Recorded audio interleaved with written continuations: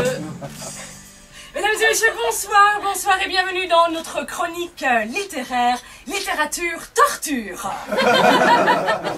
On commence avec l'autobiographie du mannequin Ivana Konasekunivrata,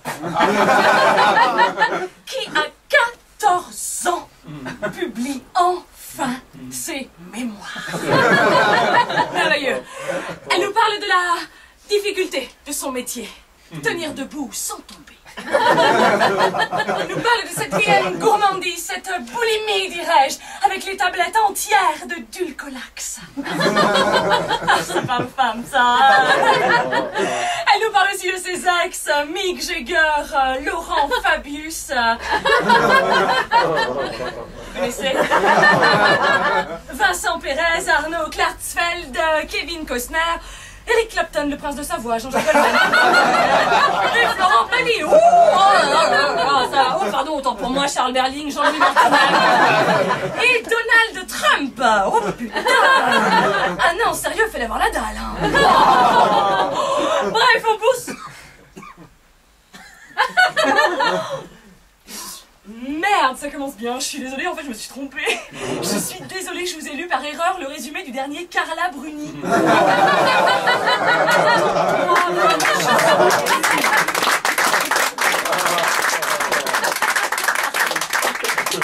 Et voilà, le dernier Carla Bruni intitulé Avant le Nabo, il y en a eu d'autres. Ou comment tenir le haut du pavé en étant parti du bas du trottoir. Rapide retour les amis, merci pour ta tentative. Merci, merci, oh, j'adore. Rapide retour à présent sur les mémoires de Jacques Chirac. Les mémoires de Jacques Chirac avec... Ah bah non, rien dedans.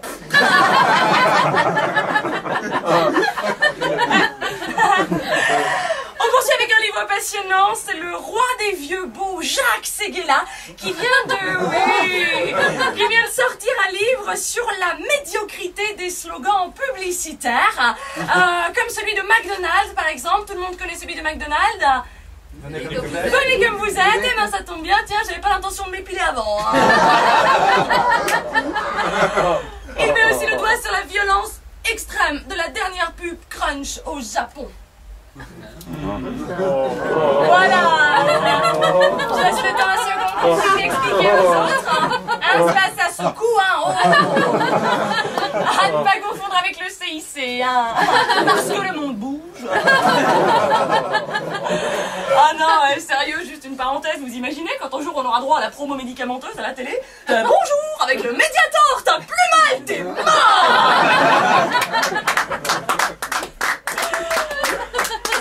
Les garçons, une sortie très attendue pour vous. Il s'agit du livre Confession de votre ami Franck Ribéry. Oh, ils sont heureux. C'est merveilleux, Franck Ribéry qui nous explique avec cette finesse qui le caractérise.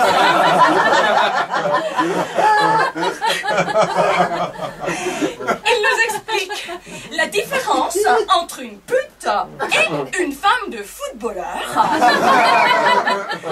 Et il nous apprend qu'en fait, le joueur qui va aux putes fait de sacrées économies.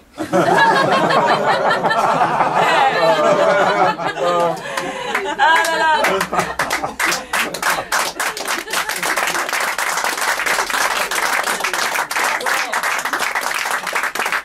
Merci, donc vous pourrez trouver ce très beau livre partout, très beau livre intitulé « Les femmes, c'est pas toutes des tepus ». Il y en a qui font ça gratos.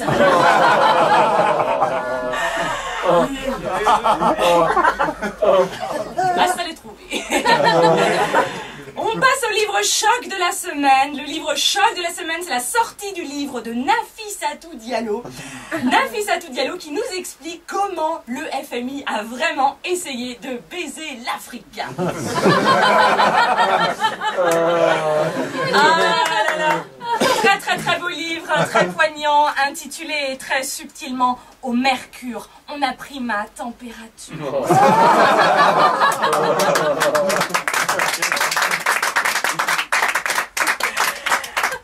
Enfin, on termine avec le coup de cœur de la semaine, mon coup coup de cœur. Il s'agit du tout dernier livre de Frédéric Mitterrand, intitulé Pas vu, pas pris. Je ne résiste pas au plaisir de vous en lire un court extrait.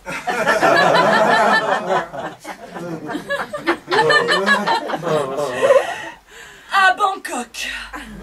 Eh oui.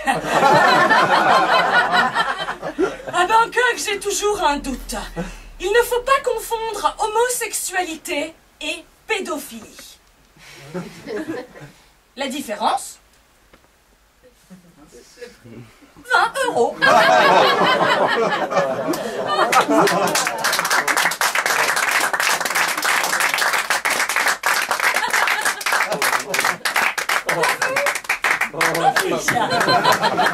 Un livre qui, contrairement à son auteur, ne restera pas dans les annales. Oh non.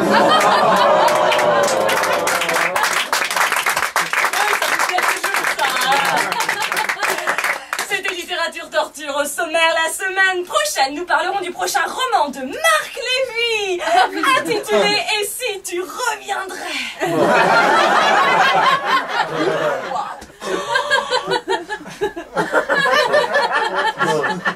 Une fan. Bernard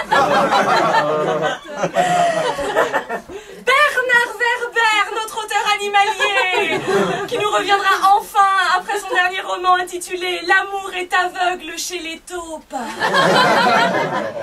Bernard Werber qui nous revient avec un sujet tabou à travers Escargot, la déportation au four par douzaines.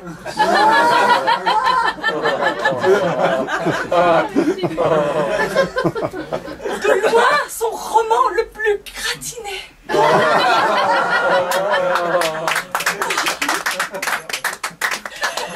La semaine prochaine, nous parlerons de la toute nouvelle bio posthume de Lady Di, intitulée « Salut les potos !»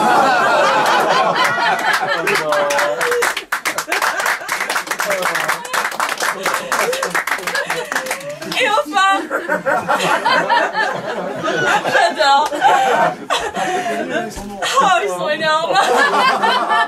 Et enfin, pour vous, il y aura le tout dernier livre de Johnny, écrit sur son lit de mort, intitulé « Du Stade de France au stade terminal ».